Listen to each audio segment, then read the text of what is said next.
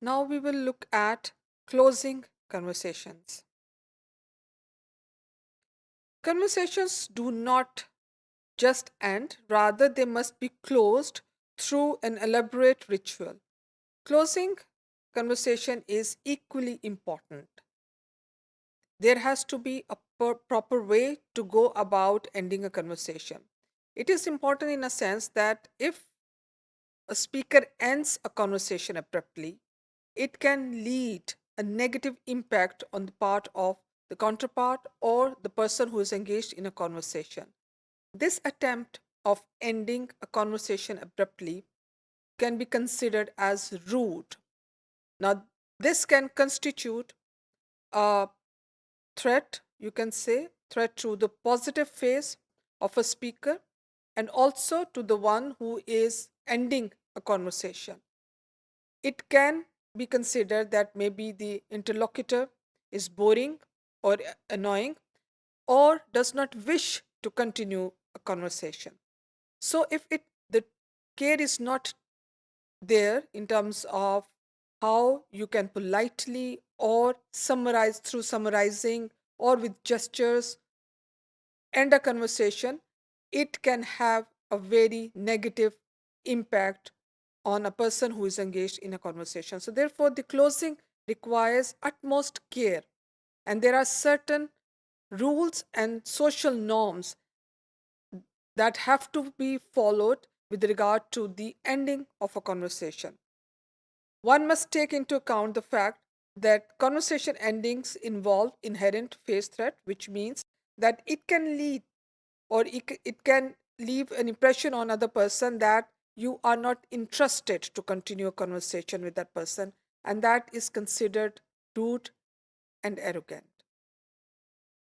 Now we will look at some of the ways to close conversation or follow a certain procedure for closing a conversation. Now, when we are closing, we see that conversations are at work. It's not that it's just ended. You are still in a process of conversation when you close it. One of the researchers, which is Shegloff, and his colleagues suggest that one way to end a conversation is to present a pre closing statement such as, well, so, okay, which signals a readiness to end the conversation. The listener then may accept the statement with an utterance such as, yeah, okay.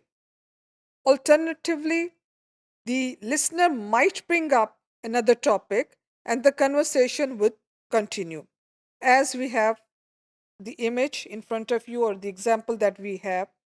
Now, let's see what the dialogues say. June, yes. Daffy, thanks very much. June, okay. Daffy, right. I'll see you this. June, because how did you beat him?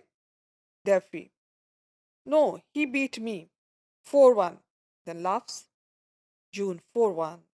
Yes, I was doing quite well in one game, and then I lost. Oh, how disgusting. Yes. Okay, right. Right.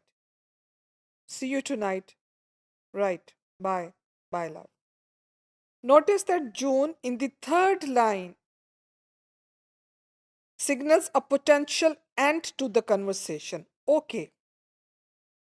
So when you see that in the third line, June says, okay, and Daffy seems to reciprocate, right, I'll see you this. But then June brings up another topic. The topic continues for some time until the end of that topic leads to the end of the conversation as a whole. Albert and Kessler list several ways in which we end conversations, including summarizing the content of the conversation,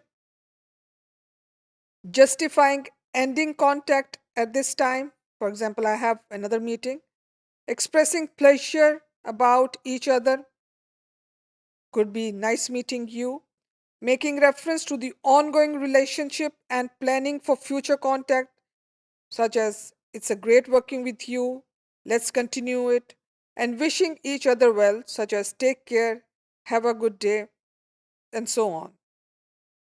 Albert and Kessler proposed that these closing moves form a sequence with the items occurring in the order indicated earlier.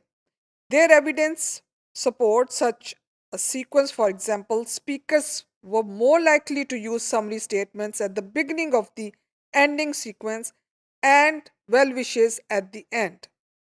In addition, use of closing sequence was reciprocal. That means listeners tend to respond to summaries with agreement, to positive statements with similar statements, and to well wishes such as goodbye with goodbyes. So, by presenting one of these closing statements and having one's conversational partner reciprocate, the conversations are implicitly negotiating at the end of the conversation.